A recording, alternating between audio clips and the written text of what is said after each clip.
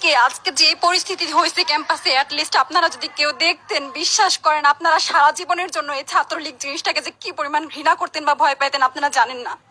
এরা আমাদের সামনে রড দিয়ে পিটায়া, ছেলেগুলারে রড দিয়ে পিটায়া একদম আধা মরা করে ফেলছে। তারা এসে আমাদের পেছনে লুকাইছে, আমাদের বোরকার পেছনে, আমাদের ওড়নার পেছনে লুকায় বলে, আপু আমাদের একটু লুকায় রাখেন, আমাদের ওরা মাইরা ফেলবে, আমাদের বাঁচান আপু বাঁচান। আমরা তাদের ওড়না দিয়ে বোরকা দিয়ে লুকায় রাখছি, সেইখান থেকে আমাদের ধাক্কা দিয়ে ফেলে দিয়ে তাদের বের করে আবার মাথায় রড দিয়ে মারছে।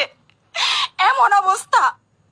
এবং তারা আমাদের ক্যাম্পাসের পরিচিত মুখ, আমরা চিনি তাদের, তারা এই অবস্থা করছে, রাস্তায় একদম শোয়াই ফেলছে। আমাদের হলের মেয়েদের বুকে বড় বড় যে আসতো ইট, এই ইট গুলো বুকে ফেঁকে দিছে, মানে একদম পুরো বুকে লাগছে, এরকম জামা কাপড় ছিঁড়ে ফেলছে, এত বাজে অবস্থা।